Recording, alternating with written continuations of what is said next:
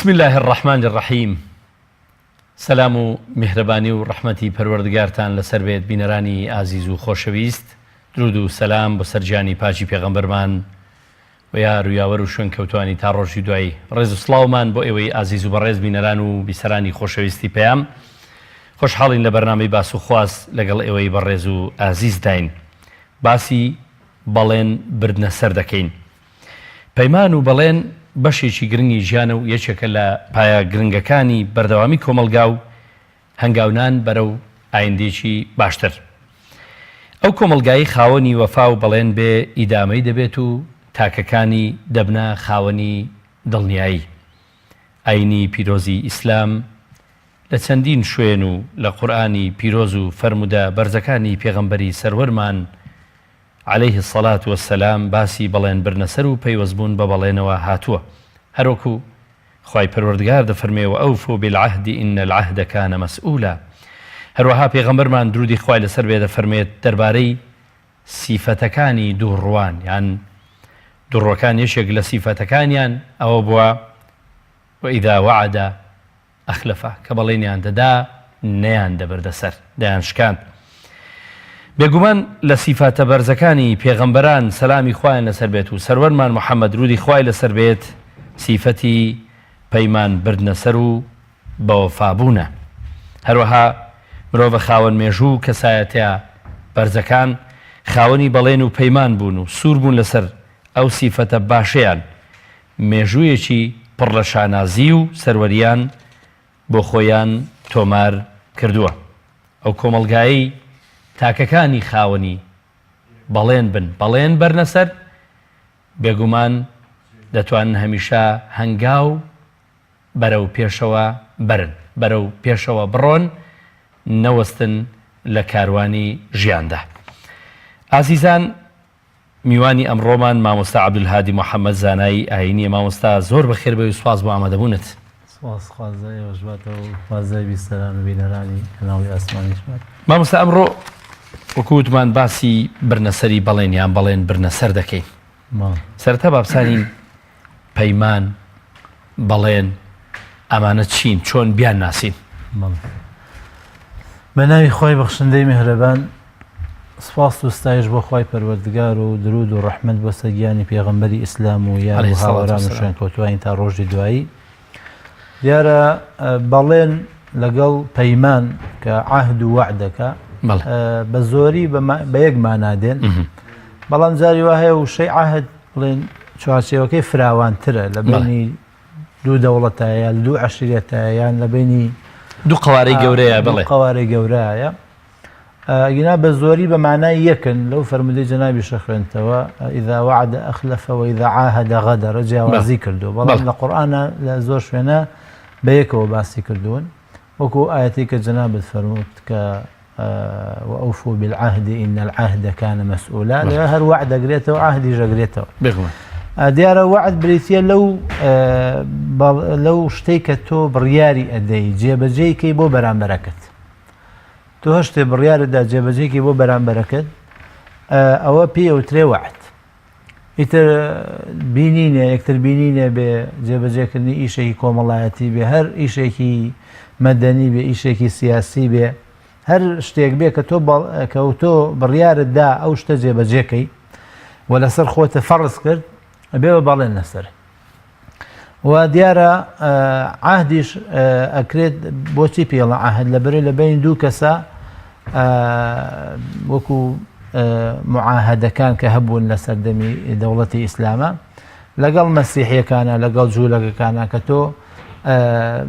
بڵێن مەسیحی ئەو تێ معاهد و ئەوانە یا بە جوولەکە، لەبەرەوەی تۆ عەهدی لەگەڵە ئەکەی کە ژیانی بپارێزی یان خوێنی بپارێزی. ئەو عەهد و وەعدە کە تۆ ئەیدەیتێ ئەوە بۆ بڕیارە دەی لەسەر خۆتی فەرز دەکەی کە ئەو ئیشە بۆ بەرامبەرەکەت ئەنجام بدەیت. ئەوە پێوترێ عەهد و پێوترێ وەعد. مامۆستا دەربارەی پەیمان بردنەسەر، دەربارەی بەڵێن، دەربارەی وەفا، ئێستا پێت وایە تاکەکانی کۆمەلگا لە ئێستادا وەک خۆی ینی تێگەیشتون وەک خۆی مامەڵەی لەگەڵ دەکەن، یان ئێستا مامەڵەکە جیاوازە؟ شێوازی تەعامولیان لەگەڵ ئەم چەمکانە جیاوازە. بەڵێ دیارە پەیمان و بەڵێن چاکترین شت ئەوەیە کە خوای گەورە لە قورئانە بۆ مسلمانی دیاری کردووە کە فەرمێ هەچ بەڵێنێکتدا بڵێ ئینشاء الله. ئینشاء الله. ئەنی ئەوە یەکەم دووهەمیش زۆربەی پیاوچاکان فەرمیان ئەهلی سەلەف کەم بەڵێنیان داوە. چونکە بەڵێن پەیوەستبوون دروست دەکات بۆ ئینسان. بەڵێن چونکە بەڵێن شتەکە فەرز دەکەی لەسەر خۆت. اینجا تۆ بەڵێنیان کەم داوە بەڵام زۆر جێبەجێیان کردووە. بەڵێنەکەشیان نەداوە بەڵام جێبەجێشیان کردووە. وەکو بڵێ جۆرێک لە ئەگەری تێ هەڵدراوەتەوە ئەگەر بم بۆم نەکرا بۆی دوایجار ئەم فەرزە لەسەر من تاوانبار نەبم. بەڵێن پێ نایەم بەس هەوڵی خۆم. مامۆستا بەڵێن برنە سەر کاتێک کەسێک نایبێت سەر ئەوەی دەلالە دەکەی کە ئەهلی سەلەف بەڵێنیان نەداوە. یعنی ئەوە ناکە کە تۆ بەڵێنێکت نەبردە سەر شکاندت یەکێکە بەپێی فەرمودەکەی پێغەمبەر عەلەیهی سەڵات وەسەلام یەکێکە لە نیشانەکانی دووڕوەکان و ئینسانیش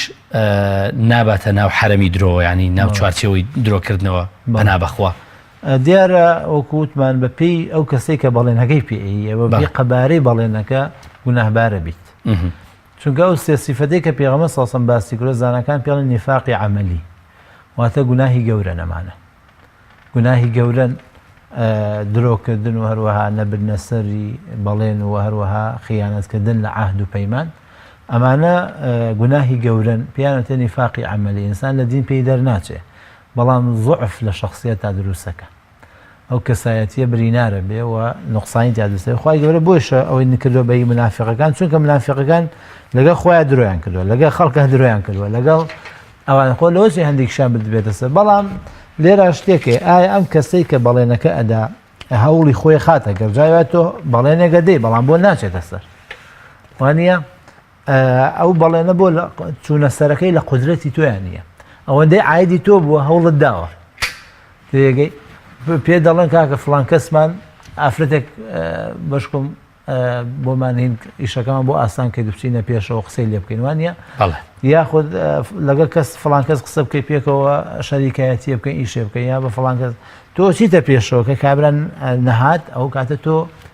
شەر نییە تۆ بەڵێنەکە بریتی بێ لەوەی قسەی جێبەجێ چونکە ئەوە هەندێکی لە قودرەتی تۆیان نییە. بەس ئەو کاتە ئینسان گوناهبارە بێ و تاوانبارە بێ کە تۆ نەچی بەدەم ئیشەکەەوە. مامۆستا شتێکی تر ئێستا لەسەر و بەندی بانگەشەی هەڵبژاردن داین ئەو هەموو کاندیدە دێت بەڵێن دەدا کە ئیتر ئەگەر من دەرچوون بۆ ئەندامەتی پەرلەمان لەوێ داکۆشی لە مافەکانتان بکەم بوجێ قوتان بۆ بژێڕنەوە لەوێ ببمە نوێنەرێکی سەرڕاست و ڕاستەقینەی ئێوە بەڵام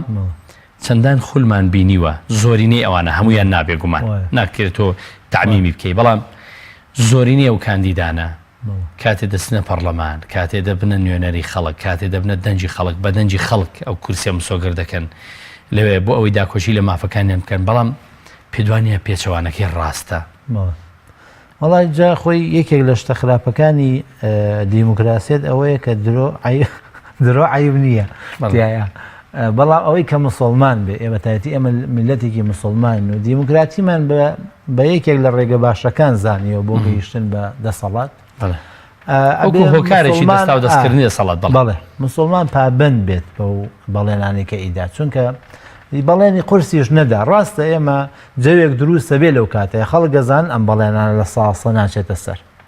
بەڵام لانی کەم ئینسان ئەو نە بێڵێتەوە بەتایەتی لەم ڕۆژەیە کە هەموو شتێ تۆمارەکرێ هەموو شتێ ئەنووسرێ بێزگە لە خۆ ئەگەر ڕوویدا ئەگەر نەژنووسێ لە لای خوار تۆمارەکرێت گومان ئێمە وەکو مسلمان دوو لایەنمانێ ئمڕۆ تۆمارەکرێت وەکو دنیایی لە قیامەتیشا لەسەر تۆمارەکرێ ئەبوویە مسلمان ئاگای لە خۆی بێ ئەوەندە بەڵێن با کە بزانێ بۆی ئەچێتە سەر لەبەرەوەی مەسەلەی ئەوەی کە خەڵک دەنگ بە تۆ بە ڕاستە بەشێکی وەستاوە لەسەر دەم و لەفزی تۆ لەسەر ئەوەی کە هاوچەنێ هەوڵەدەی بەڵام بەشێکی زۆریشی وەستاوە لەسەروی کە تۆ بینی خۆت و خوا چەندە ڕاستەکەی و چەندە لە دڵی خۆتا قەناعەتە بەو قسانە هەیە خراپترین شدەوەی ئینسان قسەیە بکە خۆی قەناعەتی پێی نەبێت یا وەکو ئەو کاری کاتێڕشتانی کە ئیکەن لەسەر زۆربەی ناخیبەکان و بەربژێرەکان کە ئەمانە کۆمەڵە قسەی زۆر ڕیز دەکەن و دواییش هەندێکیان لە پرسە گەرمەکان هەر ئامادەنی لە پەرلەمان زۆر باشە مامۆستا بەڵام بۆچی ئەم حاڵەتە وەکو عەرەب دەڵێ من جەڕەبە المجەڕەب حەلەت به النەدامە بۆچی ئەم حاڵەتە دووبارە دەبێتەوە دەبینی ئەو کاندیدە هەموو پەیمانێک دەدا بەڵام جارێکی تر دەزانی کە چەندین ساڵە نوێنەرایەتی تۆی گرتووەتە دەست شئنا ئەم ئەبەینا پێمان خۆش بێ ئەم پێمان ناخۆش بێ بۆتە نوێنەری ئێمە بەڵام لە ئێستا جارێکی تر خەڵک ینی بە چ جورئەتێکەوە بە چ ڕوویەکەوە ینی باوەڕ بە بەڵێنەکانی دەکات قسەکە لێرە ئەوەیە خۆی کێشەکە لە دیموکراتیە لە هەموو وڵاتە دیموکراتیەکانە بە هەندێک شتەوە لەبەرەوەی ئینسان دەنگەدا خۆ ڕاستە چاکترین ڕێگەی هەڵبژاردن ئەم ڕێگەی لیستی نیمچەکراوە لەوەش باشتر کراوە من نامێت تەحلیلێکی سیاسیانیان بەڵام مەبەستی مسیات تەحلیلێک ئەگەر وەکو موسڵمان ئێمە مامەڵە بکەین بۆ ئێمە موسڵمان هەڵدەخەڵەتین بە بەڵێنی بێکردار بە بەڵێنی باقوبریق بە بەڵێنێک کە تا ئاستێکی زۆر وەکو دەڵێن ئەو سەریمان لێ دیارە ڕێژەکەیمان لێ دیارە کە ناچێتە سەر جوانە خۆی کێشەکە وەکو جەناب ویستم چمە سەر مەوزوعەکە ئەوەیە کە ئینسان لەبەرەوەی کە کائینێکی عەقلیشە و عاتیفیشە و وانە اقتصادیشە ئەم شتانە تەئسیری لێەکە هەندێک لە خەڵک هەن کە پارەی لە بەرامبەرە دەرکە و هەموو شتێک ئەخاتە ئەو لاوەڵە کاکە من وەکو دەڵێن چۆچی دەلەرزێ ئەم هینەی خۆم بۆ ئەم مەساڵحی خۆی بە پێوە ناگرێ وانە بەڵێ هەندێکی تر نەخێر خۆشەویستی کوێرانەی بۆ کەسێک وای لێ ئەکا کە چاو لە ڕەخنەکانی نەبینێ یاخود ڕەغبوونی لە کەسانێکی تر وای لێ ئەکا چاکەکانیان نەبینێ ئەوەش بەشێکی ترێ دیکە خۆشەویستی بۆ ئەم نییە بەڵکو لە ڕەغلێبوونی ئەوە ئەوەش هەیە تێگەی ئەوەش هەیە بۆی ئەم شتانە کاریگەری هەیە لەسەر ئینسانەکان بەڵام ئینسانی مسڵمانی هاوسەنگ نابێ وابێت بە تایبەتی وەکو ئێستا تاوانەکە گەورەترێکە لەسەر شانی ئێمە جاران ئەگەر لیستەکان مەبەستم ئەو بوو کە باسی ئەوم کرد ئەگەر لیستەکان داخراو بووە و هینەکان دیار نەبوون بربژێرەکان دیار نەبوونایە تۆ تاوانەکە و تا ئەندازەیە کەمتر بوو لەوەی کە ئێستا کەسەکان دیارن تۆ ئەم کەسە هەڵەبژێری سوور ئەزانی ئەم کەسە تا ئێستا کەسێکی مردوو بووە و نەجوڵاوە ئێمە ئەگەر لە پەرلەمانی کوردستان یا لە عێراقا لە جیاتیەوەی 6 دوموچاو بە بەردەوامی لە هەموو کەناڵەکانەوە بینرێ ئەگەر 50 دوموچاو ببینرایە 40 دوموچاو ببینرایە بە بەردەوامی ئیشیان کردایە و چاودێریان کردایە بە تەئکید وەزعەکە بەبارێکی ترەکە بەڵێ اینجا ئێمەش بەڕاستی بێ مسلمان بزانێ گوناهبارە بی لەوەیە کە تۆ ئەم دۆخە بەردەوام بێ ئەگەر لە قازانجی تۆش بێ چونکە لە داهاتووە لە زەرەی تۆشە بێت ئێمە بینیمان ئەو هێزانەی کە پێیان خۆش بوو بەلایەن و ئاسایی بوو ئەیان و کاکە بەزنی ئەمە معاشەکەمان هینیتیان نییە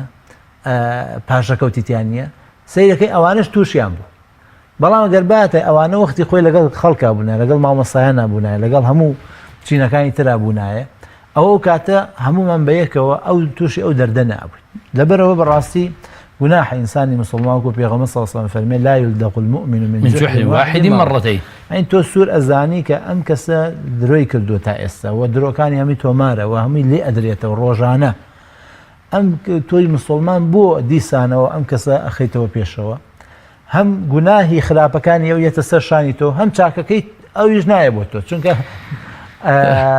تۆ وەکوتم لەسەر ئەساسی چاوڕۆشنی دەنگ نەداوە ئەساسی کوێرانە و عاتیفی بەڵێ سۆزداری دەنگداوە بەڵێ مامۆستا دەمێ بپرسم پەیمان و بەڵێن تا چەند لە ئیسلامدا ینی لە چەندین شوێنەوەی بهێنامەوە ئاەتێک و فەرمودەیەک بوو وئیلا لە قورئانی پیرۆزە لە چەندین شوێن پێغەمبەر عەلەیهی سڵاو وسەلام لە چەندین شوێن و بە چەندین شێواز و جۆراوجۆری باسی پەیمان و بەڵێنی کردووە تا چەند لە ئیسلامدا بە گرنگیەوە باسی کراوە گرنگترین شت خوای گەورە لە قورئاندا لە نزیکەی 84 شوێندا باسی وعدی کردووە بە تایبەتی وعدەکانی خۆی کە خوا فەرمێ وعد الله حقا لا يخلف الله الميعاد وثم صدقناهم الوعد خوای گەورە دەربارەی وعد دایمە فەرمێتی خوای گەورە وعدەکان ناشکێنێ خوای گەورە وعدەکانە باتە سەر وعدی خوا ڕاستە وعدی خوا حەقە و ئەمانە هەمووی بۆچی خوای گەورە یان ئەم ئیشەی ئێوە کردان ئەم جەزای جەهەنەمە بۆ هۆی ئەو وعدەوە بوو کە خوا پێیدان لە دنیای کاتان خاتە جەهەنەمەوە ئەگەر وا بکەن ئەتان خاتە بەهشت و ئەگەر وا بکەنەوە وعدەکەی خوایە ئەمانە هەمووی وشەی وعدن لە قورآن نزیکەی 84 شوێن هاتووە بەڵام لەنا ئەوانەیە خوای گەورە وەصفی یەکێک لە پێغەمبەرە گەورەکانەکە کە باپیرە گەورەی پێغەمبەری خۆمانە سەلات و سەلامی خوایان لەسەر بێت کە پێغەمبەر ئیسماعیلە فەرمێ واذكر في الكتاب إسماعيل إنه كان صادق الوعد وكان رسولا نبيا أفرمي أي محمد باسي إسماعيل بيغمبر وخلق أو بيها هرشي وعدك بائي بردسر بويا يعني أم صفة جوانك أخوائي داتا بال أم بيغمبرة بيجو شيء رسول نبيك وبيغمبري خوش من هربو ناسرا چونك صدق كالرازق فلان كز رازقويا يكيك لاشتغاني وعده كالرازقوي كومالي هيني هي كومالي مجالي هي يكيك لمجال كان وعده يعني إنسان قال له وعده كان يدرو الزنبه قد فينال إنسان كالرازقويا دي بيغمبري خوما صاصا بيش روي بيه بيغمبريش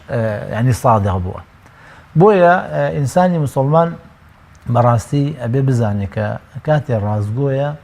وعدي بيغمبر جبجيكا چونك إما هدف أولنية كسيك بجيتا برلمان ئەوەندەی هەدەف ئەوەیە کە ئێمە ئەم ئینسانە لەگەڵ خۆشی و خۆشە ڕاستکە ئەوەی کە تۆ ئەچیتە پەرلەمان لەسەر حسابی ئەوە بێکە کۆمەڵە درۆی زۆر بکەی وە خەڵک هەڵخەڵەتێنی ئەمە هەر لە دنیای ڕسوابی وەکوتم هەمووی تۆمارەکرێ هەم لە قیامەتیش لە لای خوا ڕسوابیت بێگومان دوو هەمیش خەڵکی مسلمانیشە بێ بزانن خەڵکی مسلمانشە بێ بزانن کە تۆ ئەو کەسانی کە درۆیان لەگەڵ کردوون و بە درۆ ئیشیان کردووە تۆ مەبەرە شەریکی گوناهەکانیان مەبەرە شەریکی خیانەتەکانیان تۆ هەوڵ بە یەکێکی تر کەسێکی تر بۆ ئەوەی کە لە چاکەکانیان بەشدار بی و لە گوناه و خراپەکانیشا بەشدار نەبی چونکە ئینسانگە لەسەر ئەساسی چاوڕۆشنی بڕیار بۆ کەسێک یان قسەکانی وەرگێ یان ئەوانەی کە وعدی زۆر نادەن بە تەئکید ئەوانە ڕازگۆتر دەرەچن لەوانەی کە وعدی زۆرەدەن مامۆستا دەمێ بپرسم هۆکاری بەرقەرار بوون و بڵاوبوونەوەی ئیسلام سوربوونی مسلمانان نەبووە لەسەر ئەوەی کە پەیوەست بوون بە بەڵێنەکانیانەوە سوور بوون لەسەر بەڵێنەکانیان بە نمونە لە سڵحی حودەیبیە ئەوەی کە کاتێ سڵحەکە دەکرێ ئەوەی کێشێک لە مسلمانان لە دەبێ بجێڕدرێتەوە بجێڕێتەوە بۆ نەگە کەسێک مسلمان بوو نابێ قوبڵ بکرێ بۆ ناو مسلمانان و بەڵکە دەبێ بجێڕێتەوە بۆ ناو قوڕیشەکان هەر لەو کاتەیە کەسێک وتی منەوە مسلمان بووم و ئەوان زوڵمم لێ دەکەن و دەویست بێتە ناو مسلمانان پێغەمبەر صلی الله علیه و سلم دەبێ بگەڕێتەوە دوای ئەوە لەو کاتێدا مسلمانان پێیان وا بوو ئەمە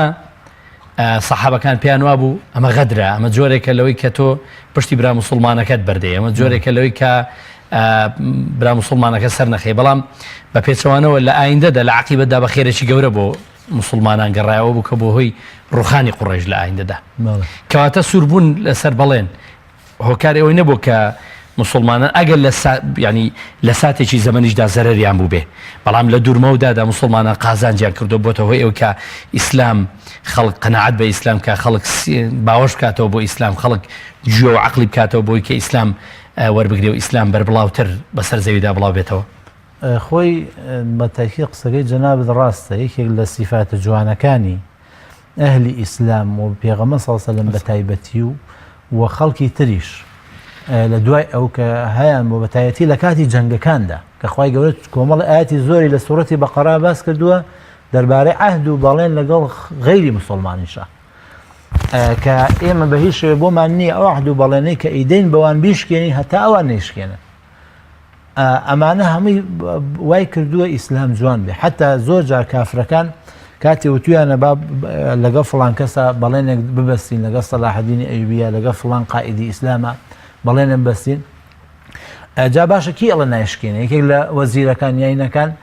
ئەمە هەمووی لە تاریخە سابتە وتیانە مسلمانان ئەمەیانتیانی شکاندنی بەڵێنیانتیانی یا عەهدی سوڵحی لەگەڵ تا سەر ئەیباتە سەر و پێغەمبەر صلی الله علیه و سلم کاتێ ئیشەی کرد ئەو ئیشە ڕاستە وەکو زاهیر و جەنابەت فەرموو شتێکی ناخۆش بوو مسلمان تۆ کافر کەسێک کافر بێ لە مسلمانان نەیگەڕنەوە بە ناو مسلمانان باشە بەڵام کەسێ مسلمان بێت تۆ بیگەڕیتەوە بۆ خۆ جۆرەکە لە غەدەر یعنی هەر هەستەکەی زوڵم لە یعنی هەستەکەی شتەکە نابەرامبەریە جوانە هاوسەنگی نییە لە میتیفاقەیە بەڵام ئیسلام پێویستی بە کەسێک نییە کەسێکی ئیسلامی نەیە ئیسلام چ پێویستی پێێتی ئەو مبارەکی کافرەکان بێت ئەو کەسەش کە مسلمانە بێت تۆ ئیگەڕێتەوە کەوتۆتە سەر دینەکەی ئیسلام پێت ئەڵە کاکە دین هەندێکی پەیوەندی بە ناخەوە هەیە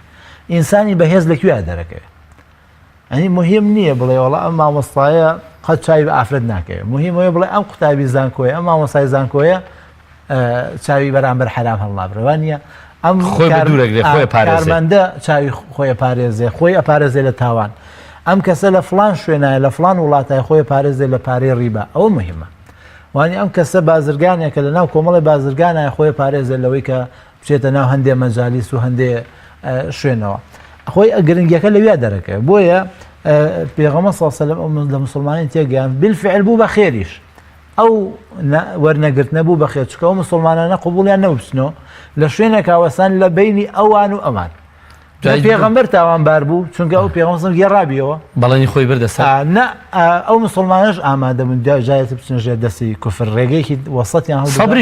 سەبریان گرت هەتاوەکو خوای گەورە بە تاکید تا خۆیان داوان کرد کاکە لە کۆڵمان کردەوە بۆیە دایمە ینی مسلمانان لە برنە سەری بەڵێن چونکە سیاست و جەنگ لە ئیسلامە بەبێ ئەخلاق ناکرێت ڕاگەیاندن بەبێ ئەخلاق ناکرێت چۆن مەلایەتی و نوێژ و ئەوانە کەسابەت و عیبادەت و تیجارەت بەبێ ئەخلاق ناکرێت ینی لە ئیسلامە ئەخلاق سوێتە ناو هەموو بەشەکانی ژیانەوە بەڵام دیارە زۆر هەوڵ درراوە کە ئەخلاق لەوانەی ترجیا کرێتەوە بەڵام ئەبێ مسلمان دیسانەوە ئێمە ئەو شتە جوانە بگێڕینەوانی هەم لە ڕێی ئەندام پەرلەمانەکان و هەم لە ڕێی وەزیرەکان و هەم لە ڕێی بە تایبەتی ئەم بەربژێرانی کە ئێستا هاتوون یعنی تۆ سبەینی ئەگە بڵێن وەڵی کاکە تۆ دەوە داوە هەشتی و جێبەجێ کردو دوای جێبەجێ نەکردووە سەربەرزیە بەڵام تۆ کاتە ڕووی هەیە بڵێ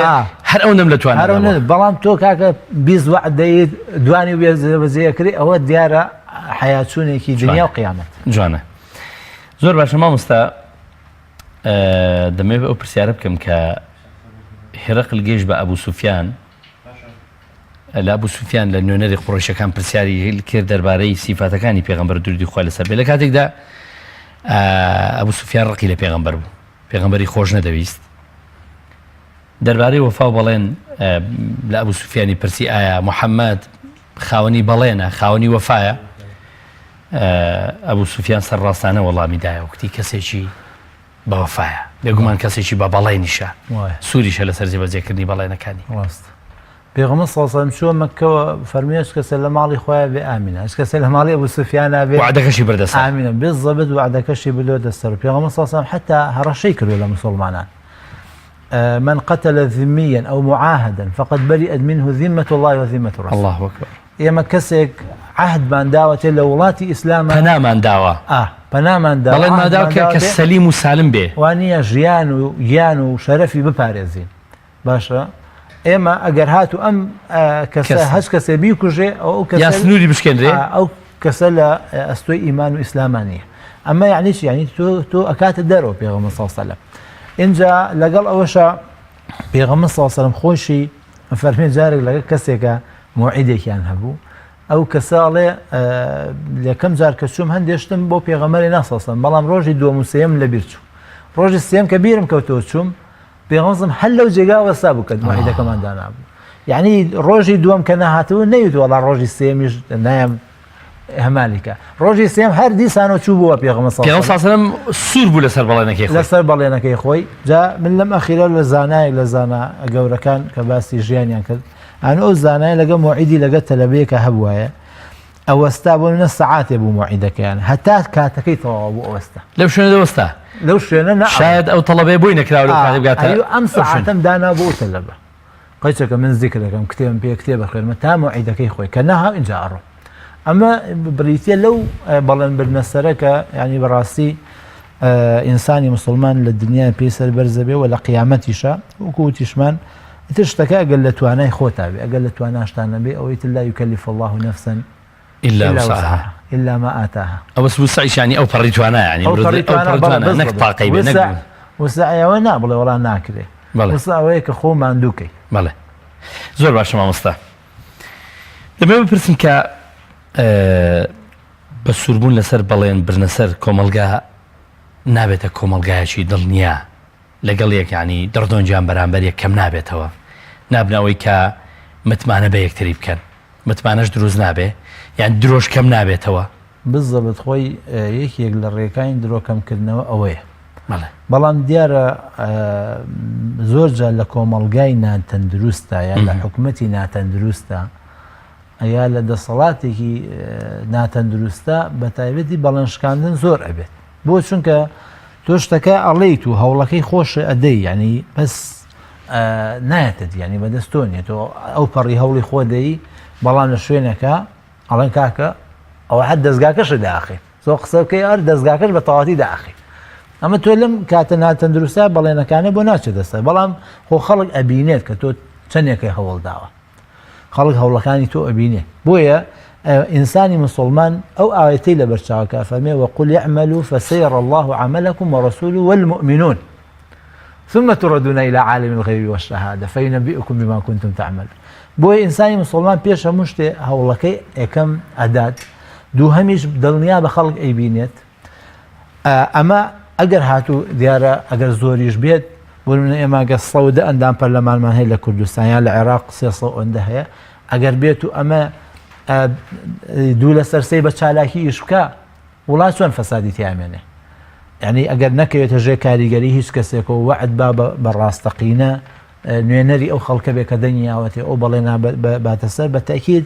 ڕێژەی هەموو شتێکەوێ ئێستا خەڵگەڵێن لە وڵاتانی ئەوروپای درۆ نییە و یا درۆ کەمە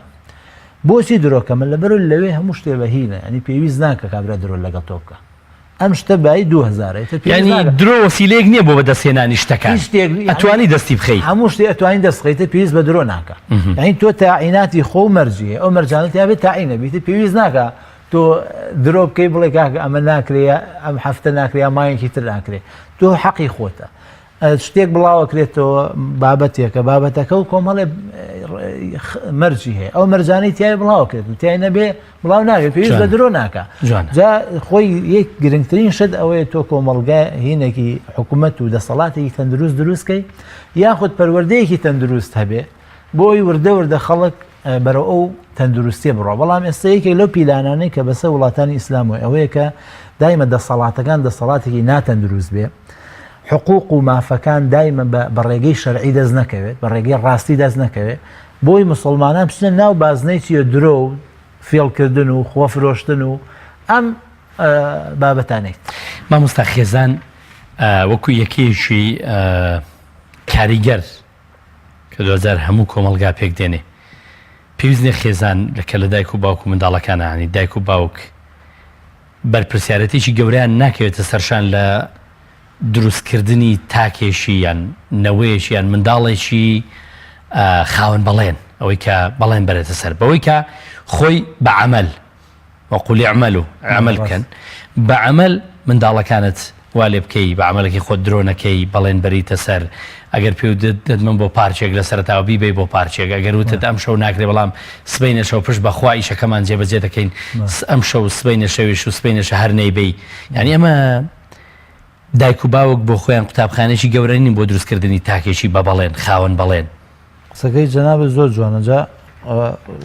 شتێکی خۆش هەیە بۆ بگەڕمە برا دۆستێکمە بۆی و کە لە ماڵە بە مناڵەکە مەڵم ئینشاءالله چیمە فڵانشەیە لە باوکە مەڵە ئینشاءالله نەیبردۆتە سەر جا ئەوە ینی جەنابە فەرمووی قسەیەکی جوانە ینی تۆ مناڵ وا ڕانەهێنی هەرچێکی وت بڵێ باش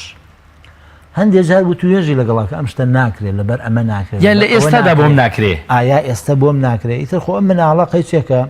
تۆ ئەمە پەروەردەیە پەروەردەکردن خێرە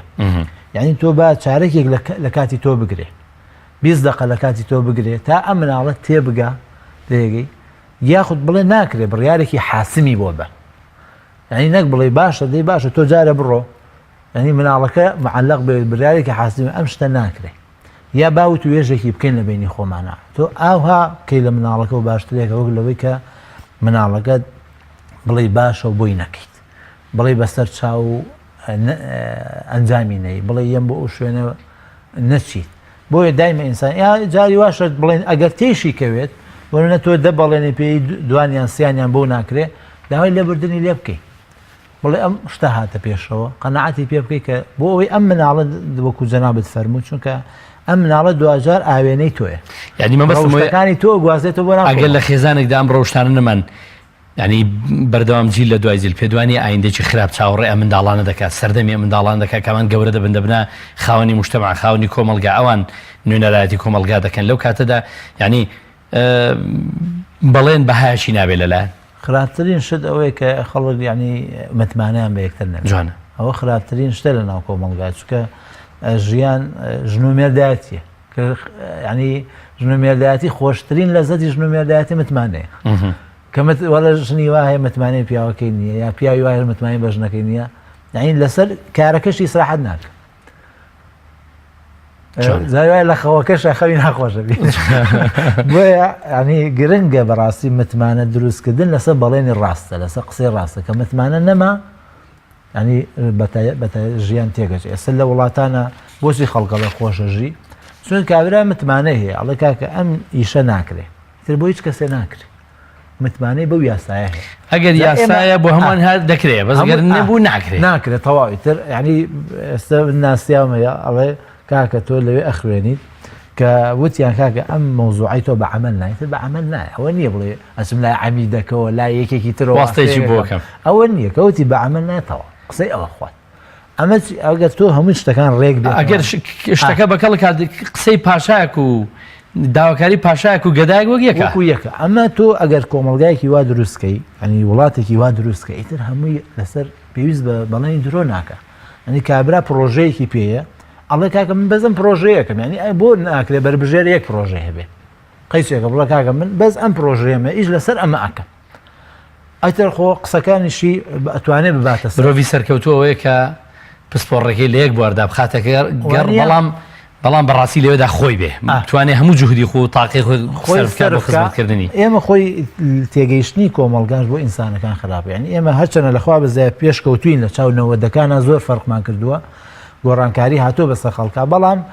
بێ خەڵک لەوە تێبگا قەیچێکە با بەربژێرێ یەک وعد بە جوانە بەڵام فعلەن ئەو وعدە تەسیری هەبێ بۆ کۆمەلگاوە قازانجی ڕاستەوخۆی هەبێ لەسەر چینێک لە چینەکان ئەوە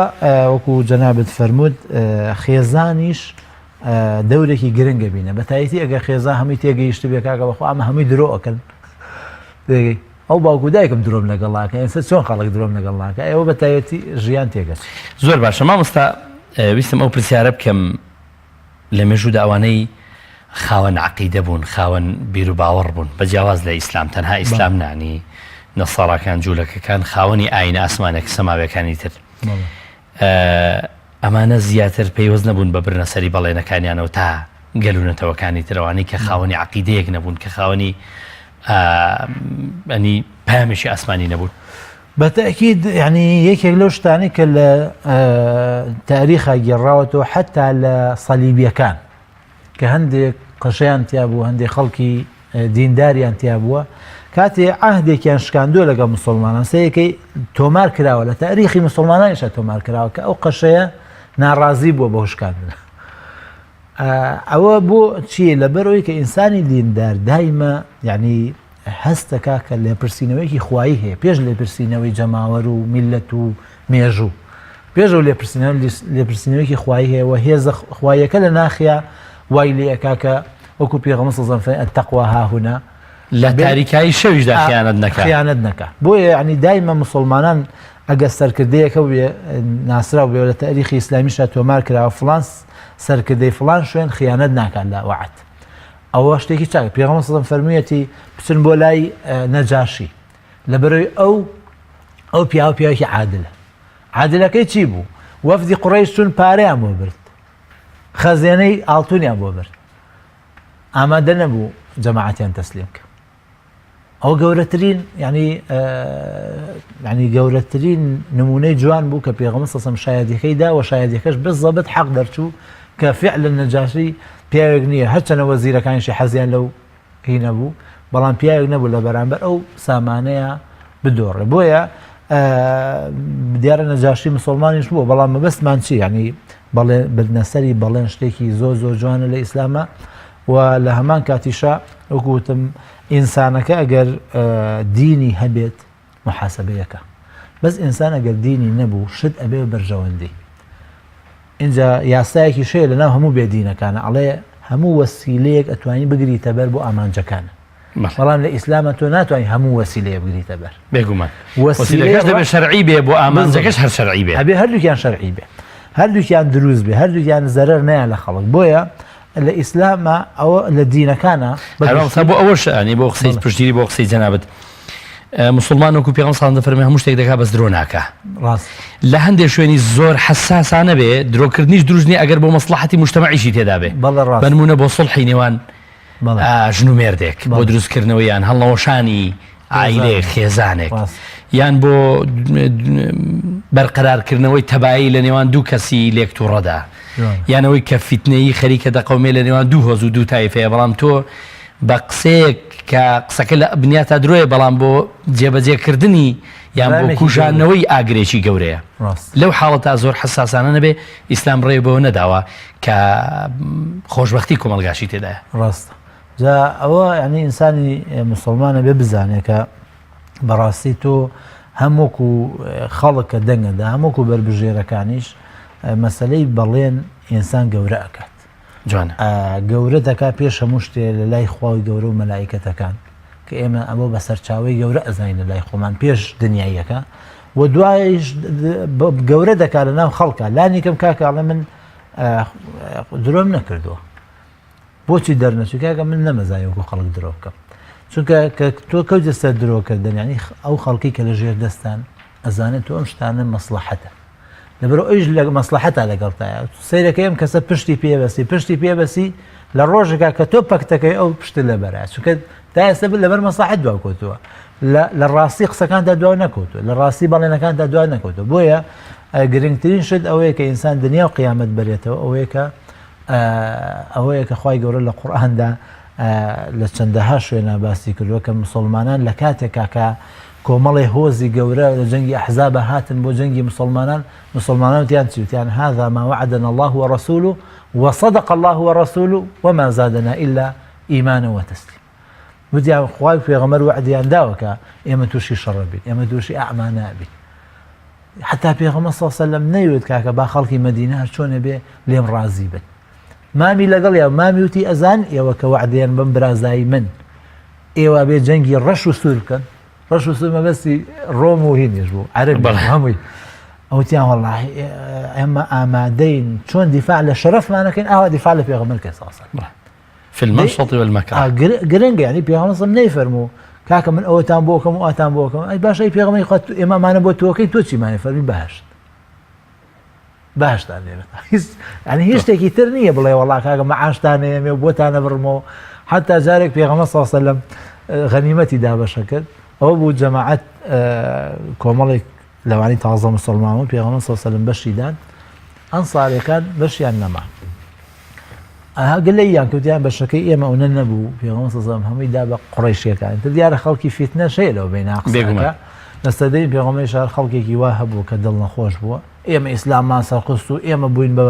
سپەر و ئێمە شەهیدماندا و چی بەڵام شتەکە بۆ ئێمە نەبوو پێغەمبەر صلی الله علیه وسلم بانگی کردن فەرمووی ئێوە پێتان خۆشە خەڵک بە بزن و مەڕۆ بگەڕێتەوە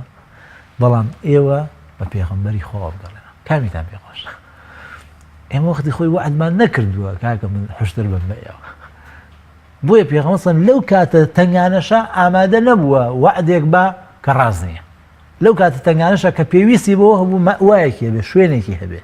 تیا ینی خۆی و هاوڵانی بژی ئامادە نەبووە لەو کاتەیە وعدی درۆبا بە خەڵک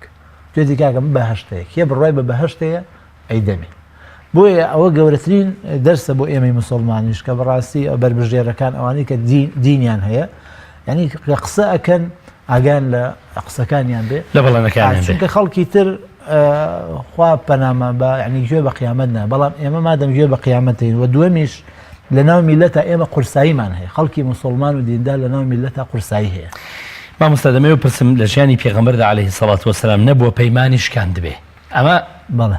وەکوی پێشتیش باس کرد کە سەلەف پێشینە ساڵحەکان هەمیشە بەڵێنیان نەداوە درەنگ بەڵێنیان داوە زەحمەت بەڵێنیان داوە بەڵام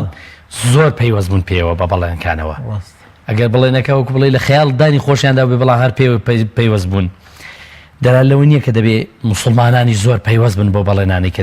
دەیدەن سوور بن لەسەرەوەی کە بەڵێن کەم بدەن بەس ئەگەر یەک بەڵێ نیشاندا ئەگەر بەمەرجی خۆشیان بە پێوەی پابند بن. حوزەیفە فەرمێ شوەیەکی زۆر سارد و تاریک بوو جەنگی ئەحزاب. پێغەمبەر فەرمی کی هەواڵی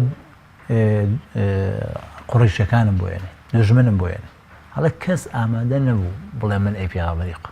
پێغەمبەر فەرمی حوزەیفە هەستە فەرمی ئەگەر پێی نەوتمای هەڵ ناستە